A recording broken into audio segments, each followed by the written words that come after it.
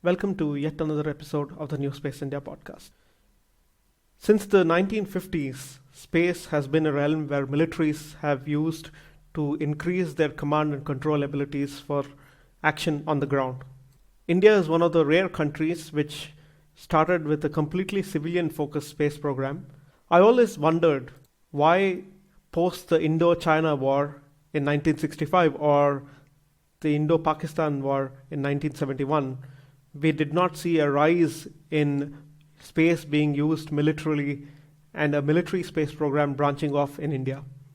Of course, we all know that after the Kargil War, there was a deep interest in utilizing space to support the armed forces, post which in 2007, the Integrated Defense Staff was formed to support the armed forces with space capabilities. I believe there are tremendous capabilities that space can bring in to the Indian Armed Forces to defend our borders and to integrate space capabilities as a part of military modernization of the Indian Armed Forces. It is challenging to find a guest who's insightful to discuss all of this, who has worked in the armed forces and can provide a perspective that makes sense to the listeners. I'm happy that General Menon agreed to be a guest on this show to throw some insight into the history of space capabilities used by the Indian Armed Forces and what it could mean and how it could be used more rigorously in the coming days. General Menon is retired and now is the Director of Strategic Studies Program at the Taxashila Institutions, which is based in Bangalore. He joined the Indian Army in 1972 and has extensive operational experience in commanding counterinsurgency operations in Central, North, and South Kashmir. He was the Major General Staff of the Indian Army's Northern Command, responsible for operations in Jammu and Kashmir, and the Commandant of the National Defense College in New Delhi. Post his retirement in 2011, he continued in the government as a military advisor and secretary to the Government of India, and from 2015 as officer on special duty in National Security Council Secretariat. General Menon has a PhD from Madras University for his thesis, Limited War and Nuclear Deterrence in the Indo-Pak Context. General Menon has been decorated with 3 Distinguished Service Awards.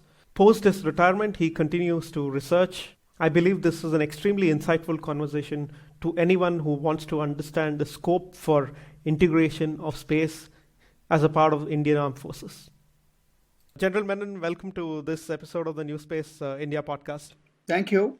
We have seen space as a part of military around the world since the beginning of time, especially in the 50s and the 60s, and the whole evolution of space has always been with the military. But that's only been outside of India. India is one of the earliest countries to choose space only for societal services and socio-economic development. So I wanted to take this time with you to understand, the background of how space has a role in military and perhaps how this can be also integrated into the armed forces in India. Just to begin this conversation, can you briefly tell us what is the role of space in Indian armed forces historically, based on your experiences in the armed forces? Yeah, so actually the role runs parallel to 2 developments. One is the development of India's space capability itself.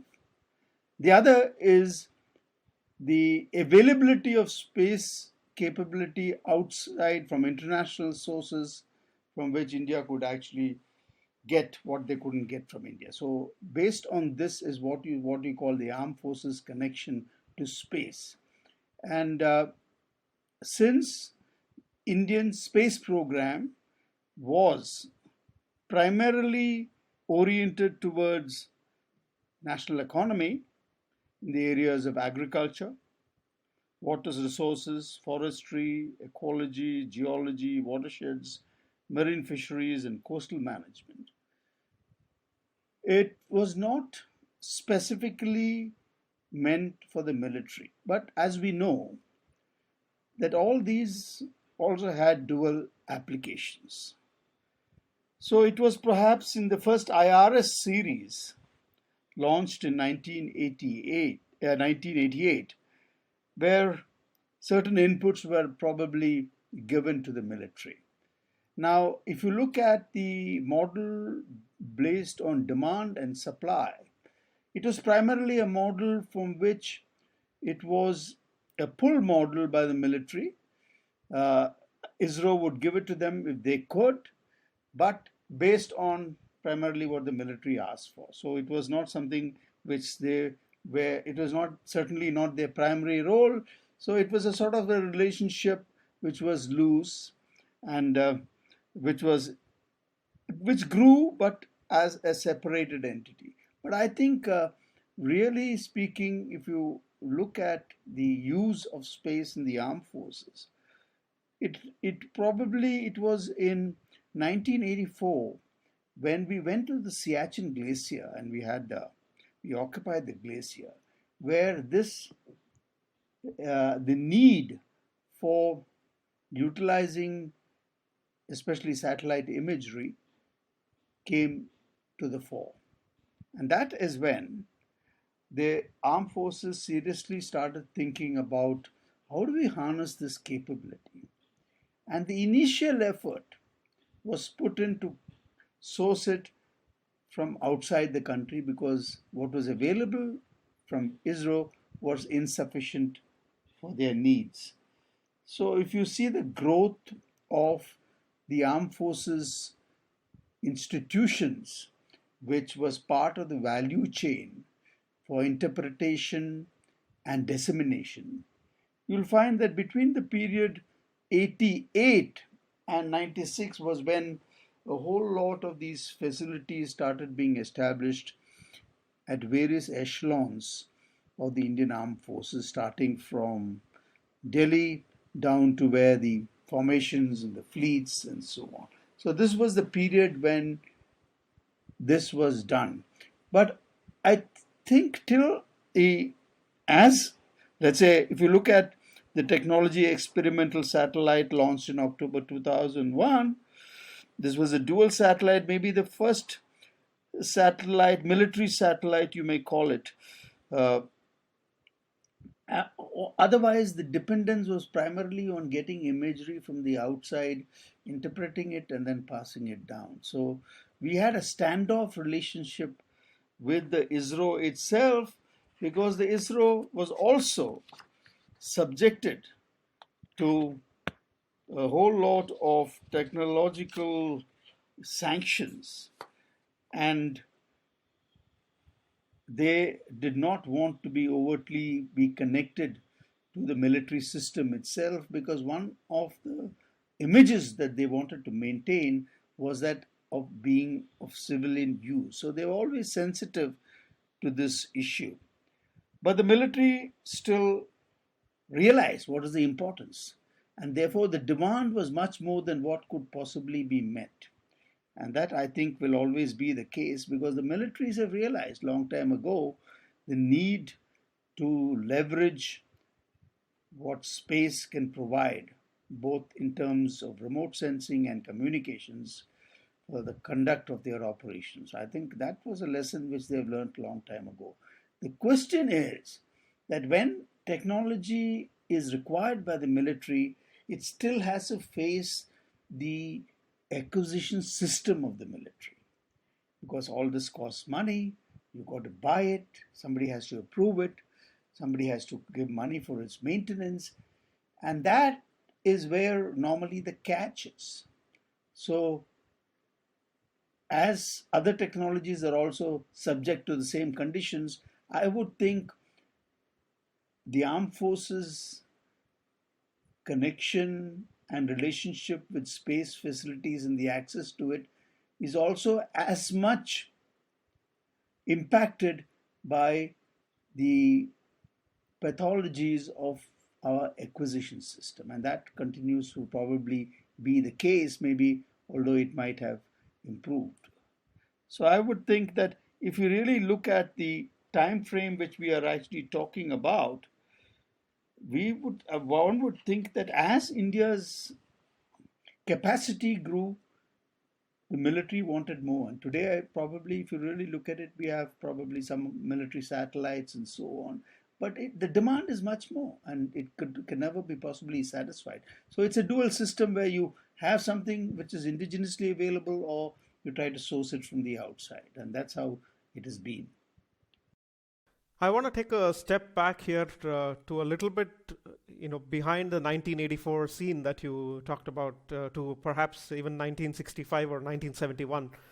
Because at that point of time, space was gathering some steam in terms of formalization of ISRO and creation of the whole space program through then, branching out from the atomic program. Why was it that then, at that point itself, we did not have a dedicated defense space program? Was it because it was just too early in terms of technology, or was it that this was too much of a modernization effort in the armed forces right then and there itself? Yeah, I think if you look at the time frame itself and the establishment of or the birth of the ISRO and so on, you'd find that during this time frame which we're talking about, we really had very nascent. As ISRO was, after all, established only in August 1969, and dependence again was on Russia for space technology and launch facilities, and this and primarily meant for societal applications. In 1965 and 1971, India space technology was in its formative years. So we had nothing probably which we could harness for operational purposes. We were not even organized to do so. But I think the point that you make was that since 1971 turned out to be a victory, and we did not feel probably the loss or the absence of space itself in that operation, we did not actually put our point forward to say that this is not only can be used for economics, but it also should actually have a military orientation. But that never happened. So I'm not very sure as to what is the conversation which took place between the military leadership and the authorities as to what they wanted. But what we see on the ground is neither did the military get it.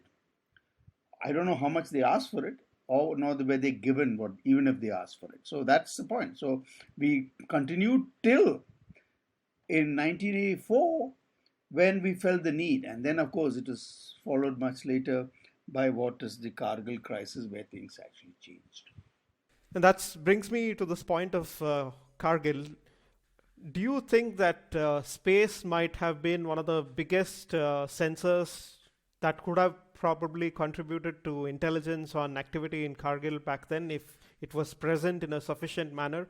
And perhaps even the biggest outcome of allowing space to be integrated into the military as a part of the strategy in terms of overhauling the use of space in the Indian military. How did it play out, before and after? The Kargil Committee report had this to say, that what the Kargil conflict highlighted was the gross inadequacies in the nation's surveillance capability, particularly through satellite imagery. These are the exact wordings of the Kargil Review Committee.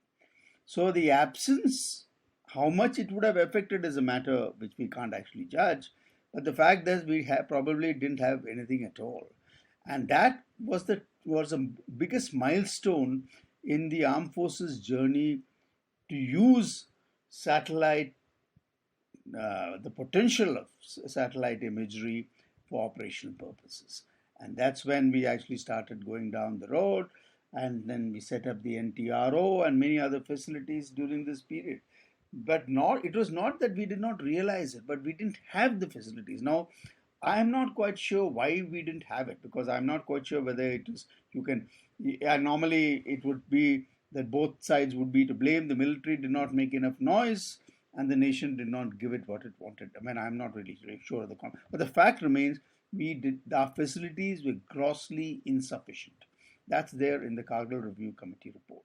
So if we see the progress today, that's the milestone which we need to look at. And whether it would have changed the very course of Kargil conflict, it's a non-event. It's difficult to judge it because we do not know how that would have played out. But if we had it, certainly it would have been of help. At least that's what the Kargil Committee report clearly points out. And that's when things started to change. So that's a milestone that that Kargil conflict woke us up to something which we should have had, and that's when we started having it. I think that's I think how better way to look at the Kargil, what has done to us.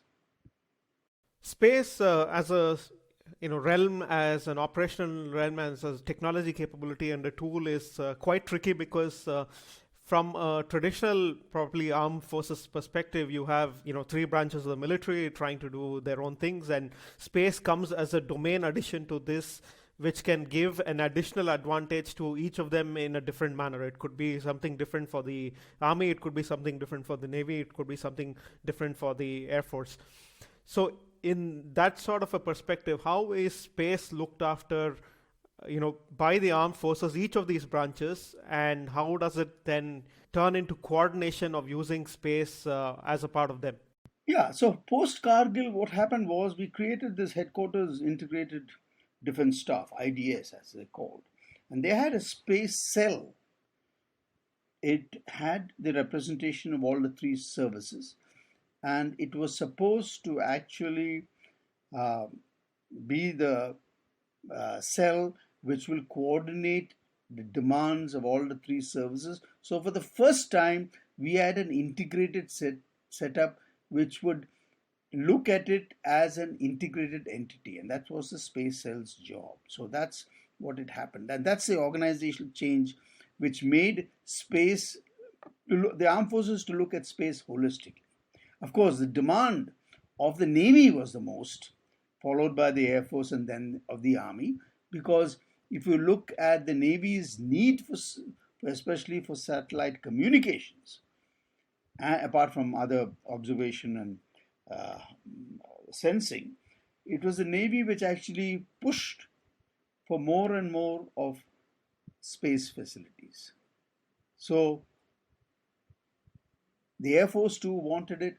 The Army was interested in terms of two things. One was obviously for navigation, which also was required for inputs which we had to give to our long range weaponry. So, as we started acquiring long range firepower, whether it was missiles or anything else, that required actually a certain amount. I mean, that could be leveraged by a certain amount, quite a lot, by by satellite facilities. And that's when the hunger for that grew. And as that hunger grew, it pushed up the demand that we should have of our own. If we don't have it, we need to source it from the outside. And that's how the growth has been. We took some from what was available inside, but there was no specific, till very late, development for facilities only for the military. It started only after Kargil, when the entire value chain, not only of trying to get military satellites, but is also about the interpretation and the dissemination. That started building up. And over a period of time, we have come a long way. Probably we still have a long way, but it is tethered to indigenous systems, because obviously that's where we want to be. And the progress of ISRO today is, I think, the shyness with which they now look at us. Obviously, this technological sanctions also have been lifted, is no longer there, although there is a certain reticence on the part of ISRO to be still be seen to be very close to the military. And I think that's a cultural thing which has not yet gone away. It still endures. And therefore, because India's capability cannot really be clear cut, be in two different baskets. They have to merge, they have to actually harmonize and synergize to get what is the best of them. So, one of the things which I think can make it happen now is, of course, the newly created Defense Space Agency. But you could always ask the question, why has it taken so long? And that's, I think, what is called the very inertia of governmental working. And that's all I can attribute it to. And I think that we just seem to accept that as a state of nature, but we need to improve it. Absolutely. And one of the bare bones kind of question that I had in mind is how integrated is space from a forces perspective. So, for example, if I am a Jawan, for example, sitting in the border today, between India and China, for example, let's take this whole, Galwan situation, for example. Uh, how much of space is actually integrated at that level of a simple Jawan to then, maybe at the higher levels? Because perhaps at the higher intelligence levels within the military, it's easier because you're procuring certain areas of interest, imagery for them or so on. But then in many of the forces around the world, you will see that either directly from communications, or even, for example, you will have the ability to even task satellites even at that ground level, by having a command and control structure where mobile antennas are available to command satellites and get data out of them and see what is happening on the other side, not having to go through institutional mechanisms to get access to such intelligence. So can you give a quick overview on what would be like the bottom-up integration of space as of today across the armed forces? Okay, so let's look at the infantry soldier today. Uh, I must admit that I've been out of the armed forces, so I would not be up to date about the latest equipment, but I don't think there would be much difference. But what is pervasive to every individual today is the dependence on the navigation system. Still, till actually ours come on stream, we are now still dependent on the GPS, and GPS remains pervasive even down to the individual soldier because he uses that for navigation. As far as the communications is concerned, the individual soldier is still not linked to satellite communication because he is linked close to his subunit, which does not require satellite communications. He's got other redundancies of communications, but not based on satellite as yet.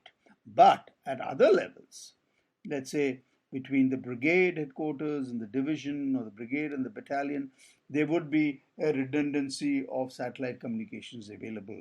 So it has not percolated down to the individual soldier as yet. So basically, it still remains the navigation system. Okay, and can you also give a overview of how, for example, this could also work in the imagery realm? Because in the communications realm, it is quite clear, and the navigation realm is also quite clear.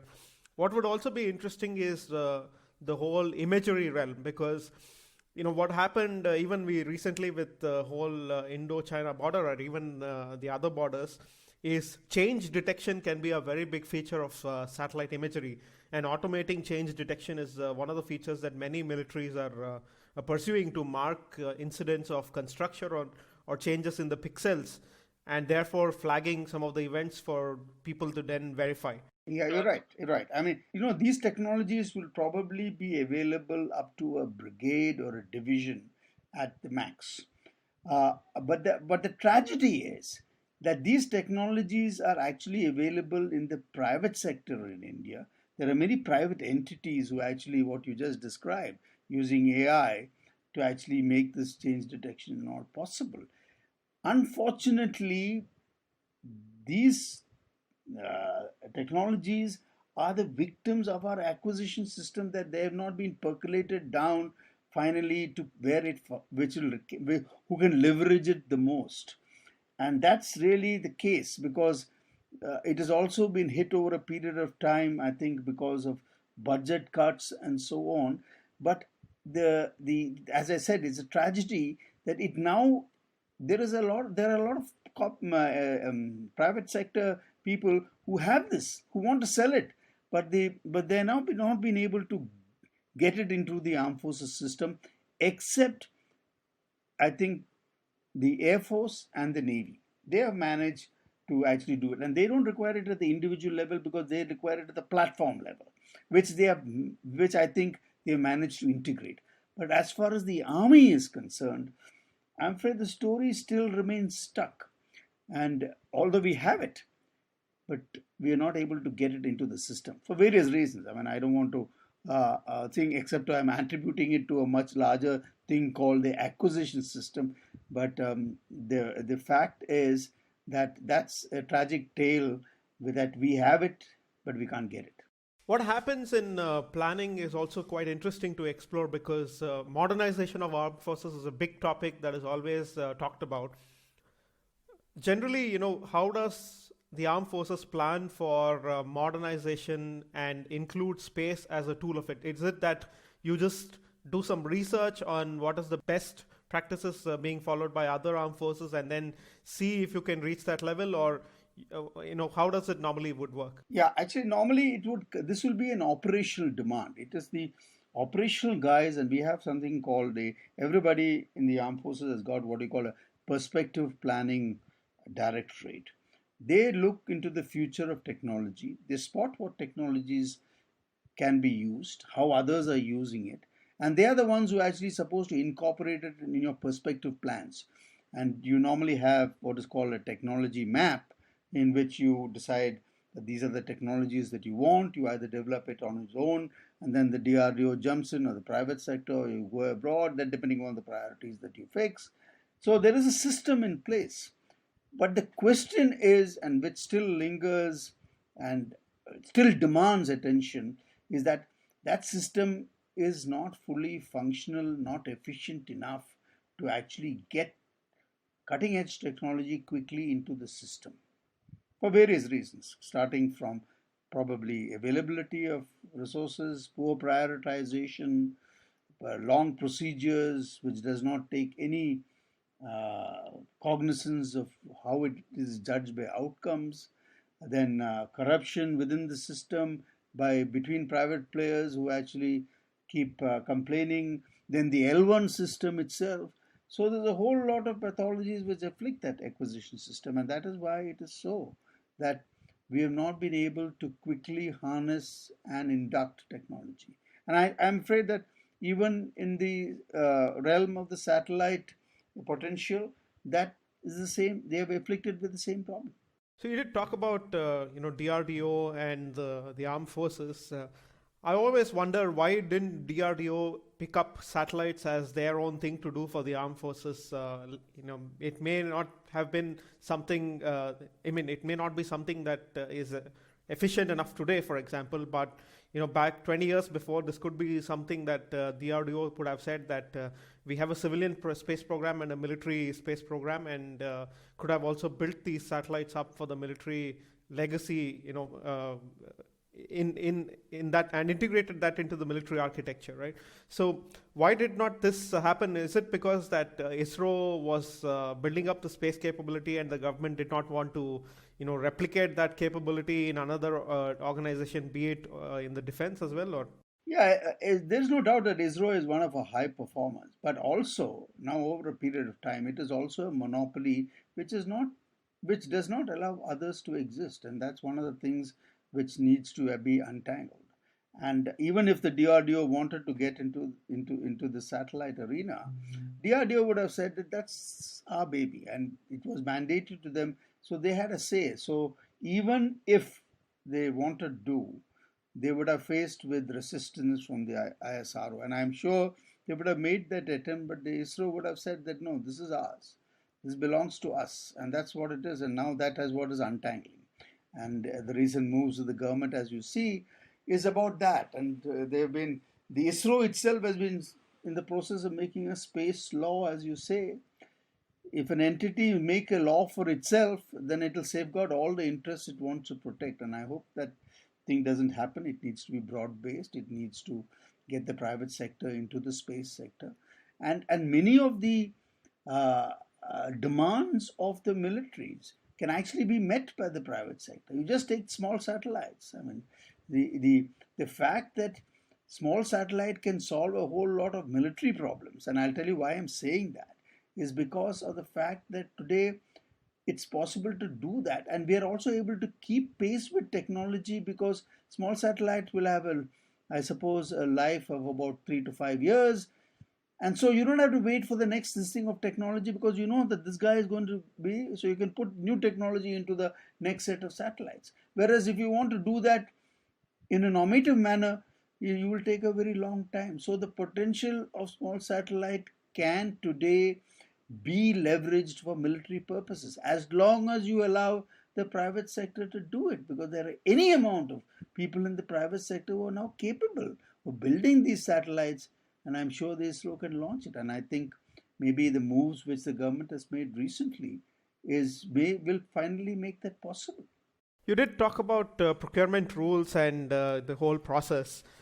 As far as I know, there's still no direct procurement of, for example, let's say a service where if I would want to monitor a particular area of interest as a person in the army, I could give out a particular tender or a contract saying I don't really care about the technology specs of the satellites themselves, but so long as you can provide me resolution of a certain resolution, certain area of coverage, certain time of coverage, and you can flag me events on an automatic basis, I'm willing to subscribe to that service. The mentality, I still suppose, is too much of I want to acquire and operate a satellite and not acquire a service. There's a pure distinction there, because in a service based mindset, you don't care about the hardware as such. So long as the hardware does what you want it to do, you don't really have to care about it. But the mindset is not there, is what I see. Yeah, I mean, as for the armed forces, they wouldn't really want to get into a field which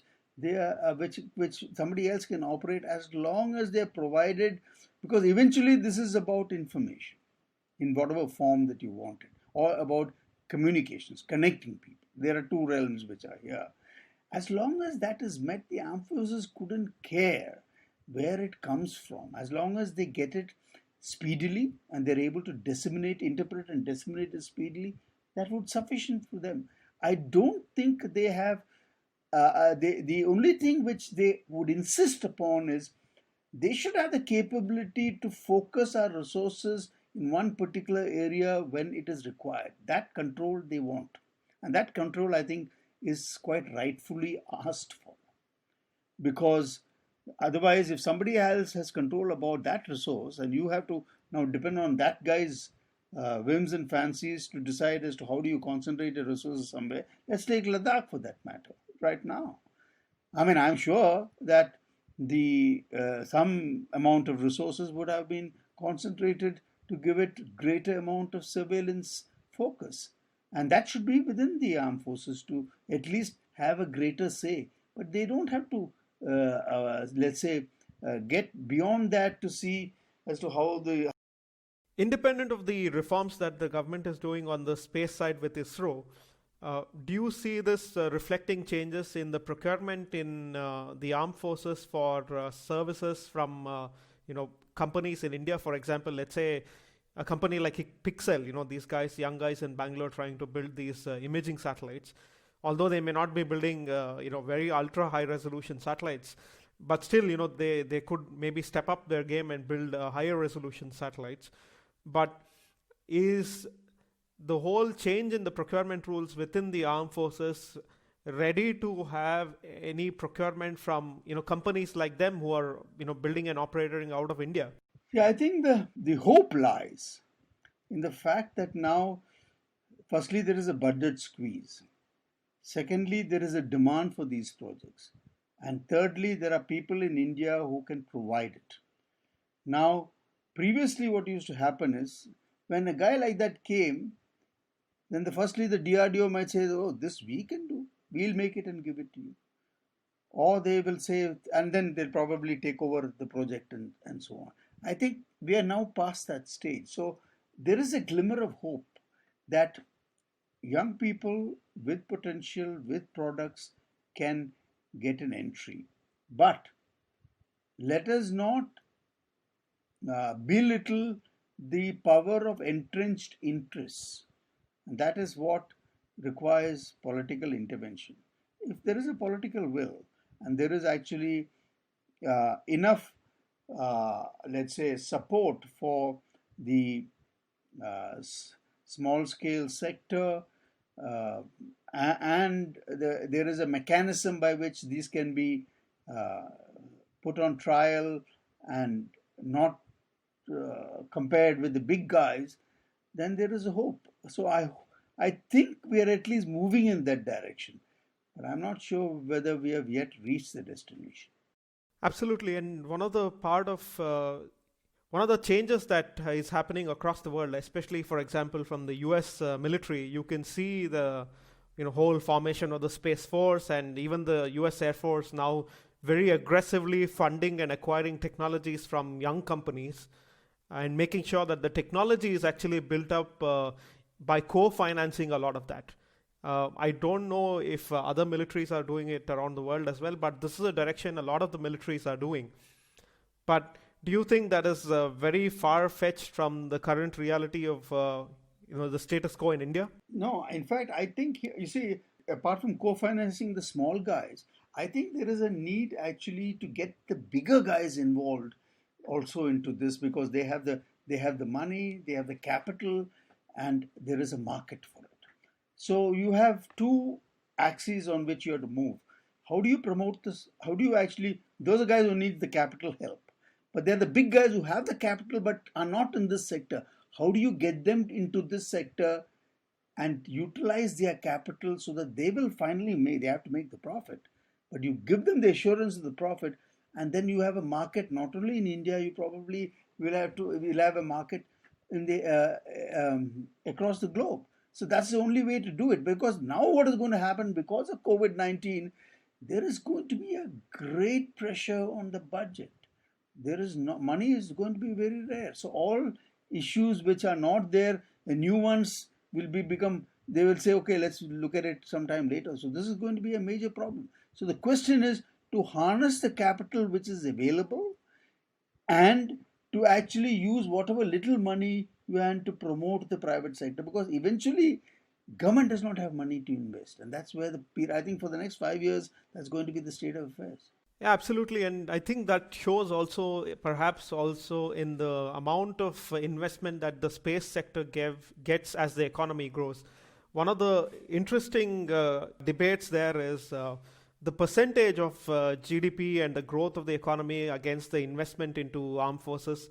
It also shows in China, right? Because the amount of investment that China has done in the last 10 or 15 years in also space has put them in a league where they have about 6 times more operational satellites than India does. India has about 40, 45 operational satellites today, and China, according to recent estimates, has about 250 of them. So this ties a lot into all of this and the spending expenditure and so on.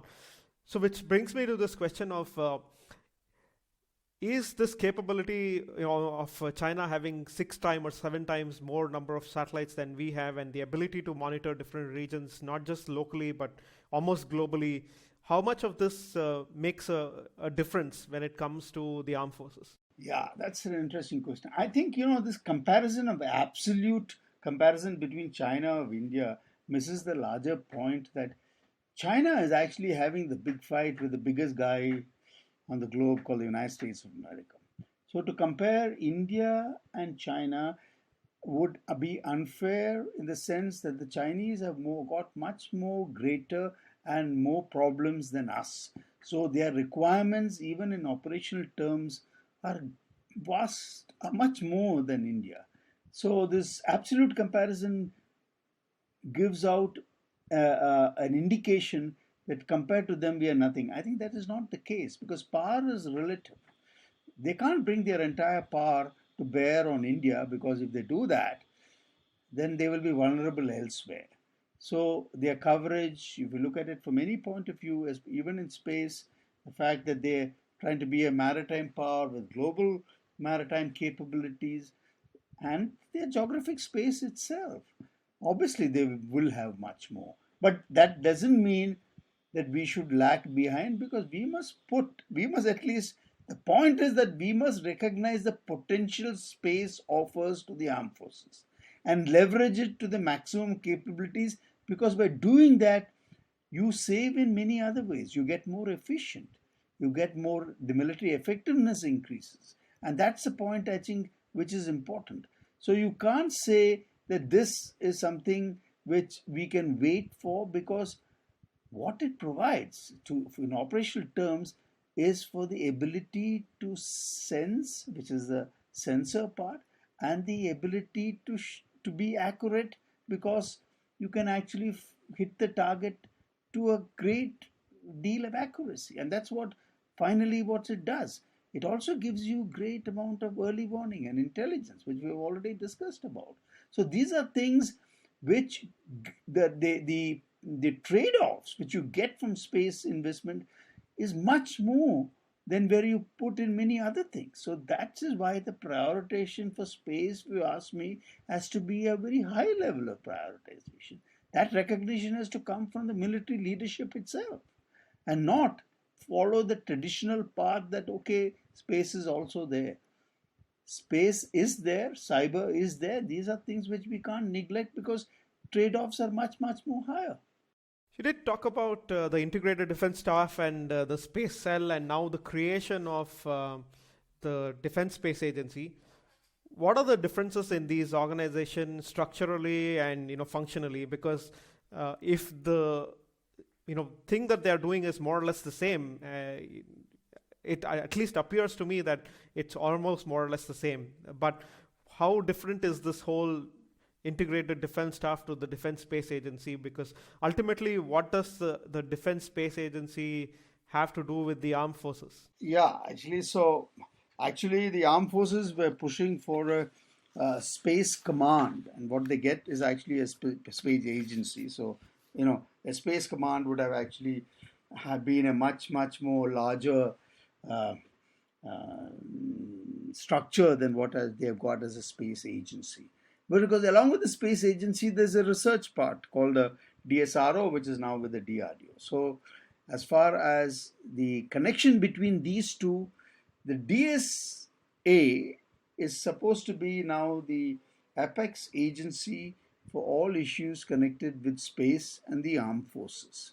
They are supposed to plan for the utilization of space for the armed forces, and then therefore they are the ones who are supposed to indicate to the DRDO as to the type of capabilities and technologies that they require, and then DRDO is responsible for making that happen, including the fact that if they don't have it, they're supposed to get it from elsewhere.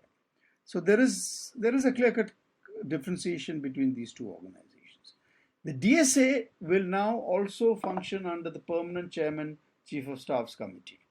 The CDS, the Chief of Defense Staff, wears the hat of the CDS. He also is secretary in the Department of Military Affairs, the DMA, in the MOD. So in the MOD, he's got two hats. One is secretary of the DMA, and is the CDS as the prime military advisor to the Raksha Mantri. And then at the level of the services headquarters, he wears a third hat, which is the Permanent Chairman Chief of Staff's Committee. And in that capacity, where the DSA will be functioning directly under him as Permanent Chairman Chief of Staff. So there's both the cyber and the DSA would function in the headquarters of the Integrated Defense Staff, whose head is the Permanent Chairman Chief of Staff. So we now have an enlarged space agency. Obviously, we will have more people to deal with it. They will be able to interact both with the private sector, with the DRDO, with ISRO, because they have been given a particular mandate, and that gives them greater power to interact. Eventually, I don't think it will be possible immediately to think of what was originally envisaged as a space command. But finally, we will gravitate towards it. How long that will take, only time will tell. Like the Space Force is now part of another service of the United States, India will probably take a longer time. But that's the direction in which we are moving. I think the movement in India can be very exasperating, and one has to have a lot of patience to know that some progress is being made. So let's wish the DSA good health, and good progress. But I'm afraid the first thing which we'll have to encounter now is the budget squeeze. And I hope the military leadership will have the vision to make sure that they're not sidelined, that their importance is actually restored, because you have less budgets. Here is a guy who can give you a whole lot of things with less money. Probably, I hope they invest in it. But that only time will tell. Just for the audience, I guess it's better to clarify what is the difference between a space command and a space agency, a defense space agency, because this is, I think, a very military parlance, and common people like me will not understand the differences between them. Yeah, so a space agency is actually part of a staff function, which is within a headquarters itself. Whereas a space command would also have an operational function, that they would be in charge of operations, and they would be in charge of the entire process of planning and application and so on. So the command is operational, the agency is more about staff work, about planning for the future and so on, and allotting resources, getting resources, and so on. So there is a difference between the two. It's between operational and what we call staff work. So one pushes the paper, the other guy actually normally has a gun or firepower in his hands. Okay, and you did talk about the coordination between DSA and the DRDO to, DSA coming up with the requirements and DRDO delivering it. But how does then the private sector, the larger players, the smaller players, get involved in all of this? Because it seems like, this is again a one-hop situation where essentially there is no direct tendering or direct procurement of services from the private sector to the armed forces, but the channel has to go through then the DRDO again. Yes, I'm afraid that that will going to be the case, because they are the ones who's actually responsible for development of technology. Okay, so it comes in where the technology has to be developed. That's where the DSRO comes in.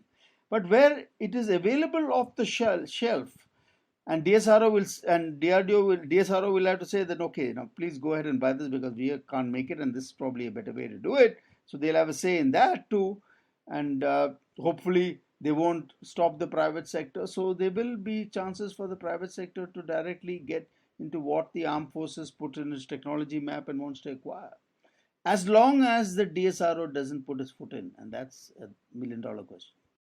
That's an extremely tough question, as you said, because it's ultimately, points out to conflict of interest there as well. Because essentially, if you have the same guys building satellites and trying to procure it also from the private sector, they would rather build it to make their institution more stronger, right? Yeah. So the point is whether all these issues which we're discussing is actually known to everybody. The question is whether the people in power, whether the politicians, the higher military leadership, even the higher leadership of the DRDO, are cognizant of the problems we are facing and how to get it over with. If they stick on to what has been the practice, that all DRDO does is first grab a project and then ride it for a long time, maybe deliver it, and it normally falls short of expectations. If that is going to be the culture, no, then probably we'll be. But I think things are changing. I think now there is growing sensitivity amongst other realms that this cannot be allowed to happen, and that is where change is going to be. But it's not going to be easy, is all I can tell you. So I also wanted to ask you how much of scope is there for joint cooperation in space with other countries in the region, because you often see a lot of traditional armed forces drills in either the army, navy, or air force. Are there any capabilities that we can have that says we can have a joint space drill or joint information sharing in space or other things? Are these things being explored? See, I would think not in space, but I think there is a lot of movement about sharing information which is gained through space, which is from in the primarily in the intelligence realm.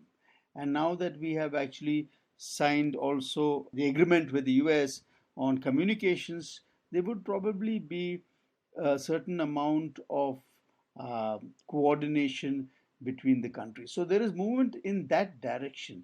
But as far as activities in space is concerned, I do not think that there is any movement, although I might be wrong because I'm not aware of it.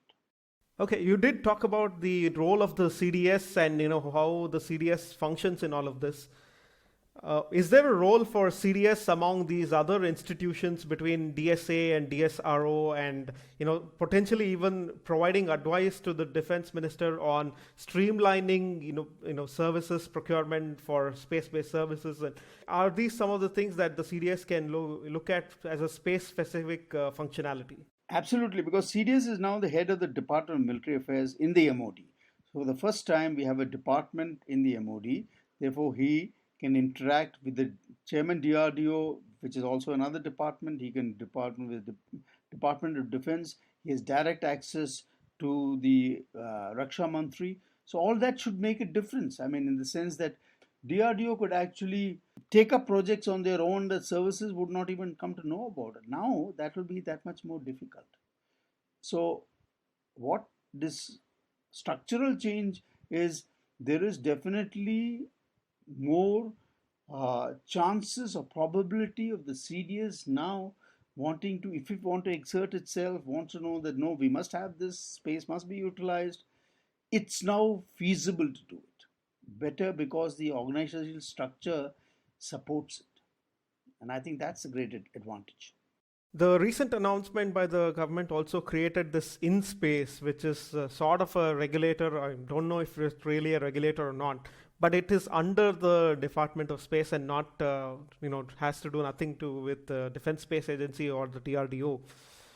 But then if that really functions as a regulator, one of the things that they'll have to do is to coordinate with the defense, especially when it comes to decision on, possibly user frequencies or even imaging certain areas of the country in certain resolutions and so on. So I see merit for the armed forces to be a member on the board of the InSpace in making such decisions. Do you think this is something that is being thought of in the system, or is this something that is not of high priority? See, I think at least InSpace is finally, these are positive movements. Look at that. The fact is today they have now moved beyond the idea that ISRO is an entity within itself, within the national system, to say that this is a national asset which must be available for use to other people, even people in the private sector. And I think this shift, this very shift of conception of how this is being viewed, I think is a great step. That finally people who are small, not able to do it themselves, can actually use ISRO's facilities to try and develop whatever potential, whatever they have actually to do. I think that's a great step. So InSpace, I think, is a forward movement. And as you know, they are now trying to actually also delineate the chairman ISRO from who's also the chairman of the Space Commission. I think they are trying to actually separate that. I don't know whether that will work, but maybe that's another way of doing it. So as we see it, ISRO is slowly now losing its monopoly, which I think is a good step. And that will only happen through political intervention, and that is what has happened. Why InSpace is going to be created. As far as the armed forces in InSpace is concerned, I think the idea right now is about being used for civilian purposes for private sector. But I think it is a matter of time before, let's say, applications in the military sphere also comes about, then that will be a natural progression, and the armed forces will probably find representation where they will also find. I don't know whether they already, maybe the CDS should actually be part of this or not. I'm not very sure, but it's possible that it should happen, because if the armed forces capability also needs to grow, it has to be part of the civilian organizational structure, because it cannot remain outside it. So that brings me to this question of the whole Defense Space Agency's requirements, because from what you've talked about, the way the Army and the Armed Forces function, it's quite clear that they're looking at the Defense Space Agency to establish the requirements that is then planned for, and then that is being floated into the system for the DRDO or whoever is possible to then provide that particular capability. So my question there would be like, why wouldn't somebody then put out that as a open requirement in terms of a timeline and in terms of a specification, which can then get priority by procurement through local sources. If local companies are able to provide that service, then there's an immediate procurement possibility. And if DSA publishes that as a requirement, let's say they say we want, like 10 satellites that are covering such and such area capabilities and at such a resolution, and we will procure this from Indian sources with high priority, and that incentivizes a lot of investment in the private sector to create that capability, and creates also competition among small and big players to get into that, right? There's a marketplace that you then create for ideas and for technology through the channel, and through that competition they can benefit. I completely agree with you. In fact, the principle should be that the DRDO should only develop those items which technology which nobody will give us, and we can't source from outside very easily, and which we can actually have on our own. The problem is that the DRDO should be confined to that arena, that those are niche technologies which neither available in the private sector nor will anybody give it to you from the outside. And that's where they should be. Everything else actually can be sourced from India's private sector or actually as a joint venture between the two. You will save the problem of capital investment also, because you don't have the money now. So that's the way forward. So I hope that the Defense Space Agency will put out a space roadmap to tell the people who are interested that this is what we want. Because unless that is communicated to the larger, you can say, corporate world, how do people know what we want? So they'll have to make that effort. I'm not sure whether they're going to do it, but I hope they do. Can CDS also be, involved in streamlining such a procurement process with the Defense Space Agency, where he can say that if the DSA then publishes a list of requirements, and some companies say, yeah, we are invested, we've invested in this capability and we have demonstrated some possibilities. Can procurement then be streamlined to have a tendering or a competition system between them, and then and is there a role for CDS in this? Yeah, absolutely. I mean, CDS is the head of the Department of Military Affairs, so he is very much the acquisition system is part of the Defense Secretaries, which is in the Department of Defense. But CDS can definitely play a role because he's part of that acquisition system. He has got membership of the Defense Acquisition Councils and so on. So he's definitely can play a role because he represents in the Ministry of Defense the user. He's the guy who's to tell them that this is what we want. And it is now for the other part, either the DRDO or the Department of Defense to make it available to the user in the manner that the user wants it. So that is now how it has been configured. So definitely there's a major role for the CDS here. So my final question to you, I think we've taken an hour or so to talk about all of this. I think this is very insightful in terms of understanding how the military works generally and what are the different organizations and what is the structure, and all of these are quite clear in this conversation. But where do you see this panning out in the next 5 to 10 years, reflecting what has happened in the last 15 years? I think we're going to gain speed as long as we can get over the problem of the budget squeeze, which is going to last at least for another 5 years. And the only way we can now make it happen is if we can source it either as FDI or as private capital from inside the country. And I think both of that is possible because it is only through that, because all these things require capital. The government now is going to be faced with a capital problem, and it's already faced with a capital problem. So unless it moves into this sphere of actually looking and finding it out, not from because you through the DRDO, because that's all government money, it has to just move outside it. It's a question of changing your outlook and see as to how you get it done, because you believe that this must be done. Firstly, that belief must be there, and I hope they have it. I think this is a good ray of hope for people to be energized and do whatever they're trying to do. I know a lot of young people who've invested a lot of time and effort in getting a lot of things up and coming in India now. I hope this gives them a a hopeful message for the future. Thank you very much, General Menon, for your time. It's been a very insightful conversation. I hope to, do this further and explore this topic a little bit further in the coming months as things streamline and some of these companies become also mature in terms of showcasing some of their capabilities. That I think can be a bigger trigger in the coming days. India's promise in space actually can only be carried on the back of the brains of the young minds which are there, and I hope the government connects to them. Thank you. Thank you very much.